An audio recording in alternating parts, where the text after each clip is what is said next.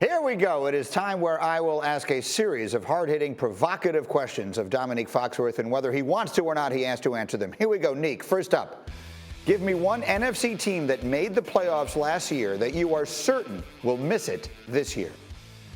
Certain. Wow. I'm going to go with the Eagles. I don't know how certain I am about them, but I think the injuries to the offensive line are going to be a problem. Carson Wentz is obviously a very good player, but without protection, I think his fumbling issue could become a bigger problem, and they're going to be relying on some young players to create offense for him. I know they've added defensive backs to help that defense get better, but we're not sure how all that's going to work out given the short timeline. They're one of the smartest franchises in the league, but if you don't have the players to protect Carson Wentz, I think that's going to be a problem for them going forward. So I think they may come up short, even though we're going to the expanded 7 playoff team format this season. Why do I sense that was a subtle and nuanced shot at Dan Orlovsky? There's something about that. Because they all are. I mean, they're all subtle, nuanced shots to Dan Orlovsky because it's fun. He's an easy target because he looks like he knows what he's talking about. But if you just think a little harder, you can outsmart Dan Orlovsky. It's not that hard. Okay. It's like any quarterback. Just give him a little disguise. You'll fluster him. He'll think it's a blitz coming from the right. Then you sack him from the left. So we can count now 3, 2, 1 to his tweet response to that. All right, next, give me an AFC team that missed the postseason last year that will make it this year. Again, we're reversing. Team that missed the playoffs last year that will make it this year.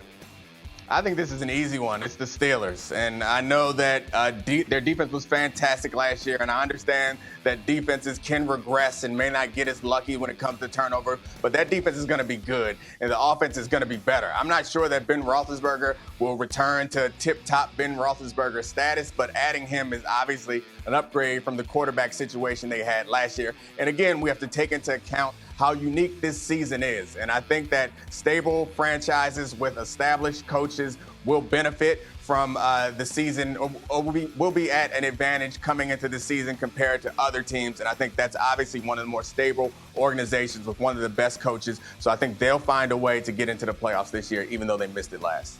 I totally agree. That's a team that was 8-3 last year if they scored 11 points or more. I have to figure Roethlisberger will get them there. All right, one more, Nate.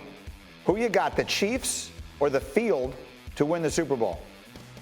All right, so I just had to go with logic here. You got to go with the field. I know how good the Chiefs are, but this is not basketball. This is football, where you have one game sample size in the playoffs, and there are so many good teams and great quarterbacks out there. It means that the Chiefs going to have to go through Watson, going to have to go through Jackson. They might meet up with Dallas in the Super Bowl. They have a lot of things go right. They have to stay healthy. They lost Mahomes last year for a couple of weeks because of that knee.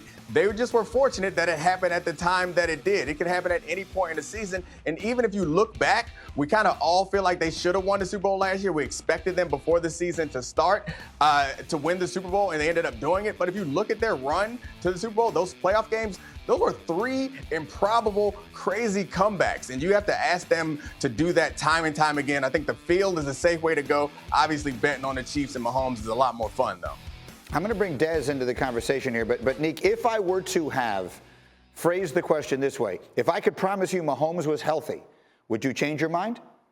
No, I still wouldn't change my mind. I think the reasonable, logical thing to do, if we're betting money, an amount that we care about, the logical thing to do is to go with the fact that you have the field. So you can give me 31 teams versus one team. I like my odds better with the 31 teams.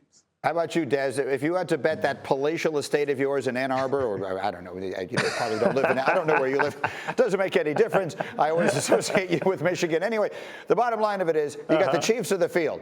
Yeah.